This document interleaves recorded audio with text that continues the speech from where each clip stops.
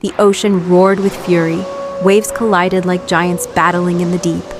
Somewhere beneath the chaos, a mermaid swam against the current, her long pearl-pink tail slicing through lightning-lit water.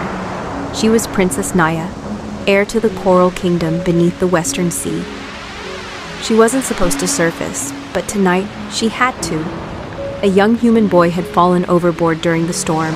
She'd seen him, heard his cry, so she swam. She reached the boy, barely breathing, and pushed him toward a floating crate.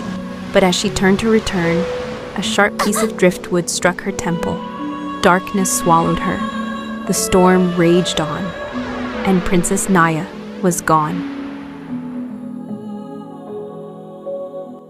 At dawn, Eli, a quiet young fisherman from the nearby village of Moonwake, found her. She lay unconscious where the waves kissed the sand. Her skin shimmered like seashells. A translucent tail curled beside her. She wasn't breathing. Eli panicked, then noticed her gills flutter. He wrapped her in his coat and dragged her to a hidden cave behind the cliffs. When she awoke, she couldn't speak. She couldn't remember her name. She had no idea where she was. Eli, stunned but moved, named her Naya, after the lullaby his mother used to hum about, the princess who could speak to the sea. Days passed. Naya remained silent, but she began to explore the cave.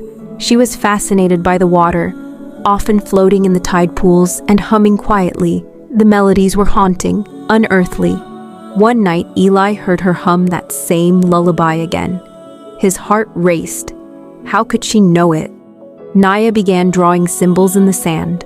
Spirals, shells, crowns. She wasn't just a mermaid. She was something more. Naya began dreaming. She saw a glowing throne made of coral and pearls. A woman with shimmering silver eyes. She saw herself, crowned, surrounded by mermaids who bowed before her. Then, flashes of fire, a ship, a boy crying out, the feeling of urgency, of love, of duty. She woke up screaming. Eli comforted her, but Naya could feel something awakening, something royal, something powerful. That week, a mysterious ship docked in Moonwake. Its captain wore a coat of ink-black scales and carried a harpoon carved with sea runes. He offered gold for any information about a lost mermaid. Eli lied. He said he hadn't seen anything, but the captain's sea-wolf eyes narrowed. He wasn't just a sailor. He was the seeker, a man who hunted merfolk for their power. While bathing in a rock pool, Naya saw something shimmering beneath the surface, a glowing shell. When she touched it, the water around her changed. She saw herself as a child, crowned, saw a mermaid queen weeping, and then a mirror, an ancient mirror hidden in the ocean trench. In the reflection, she was whole, powerful, remembered. That was the key. Her name, her truth, locked in that mirror. Eli and Naya journeyed to the underwater trench, following Naya's visions. There, guarded by swirling kelp and glowing sea creatures, was a massive clamshell temple.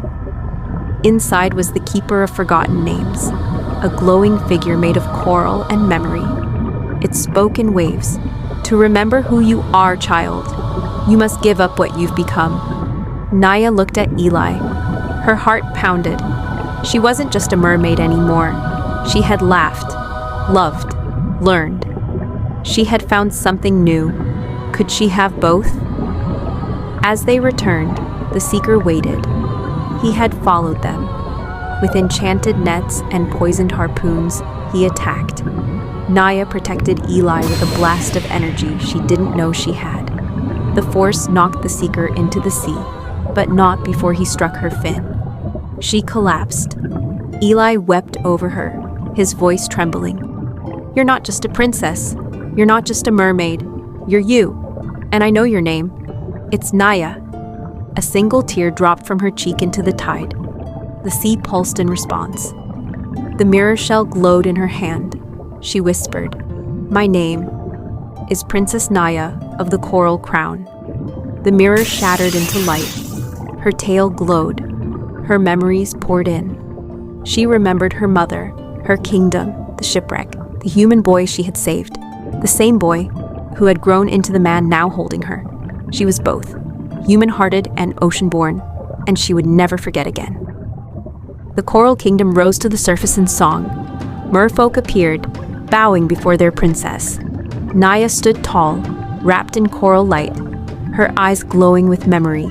But she didn't leave. She stayed by Eli's side, raising a hand to the sea. A new magic had awakened, one that let her walk on land by day and swim as a mermaid by moonlight. She had chosen both. In Moonwake, people speak of the girl with ocean eyes who walks barefoot at dawn.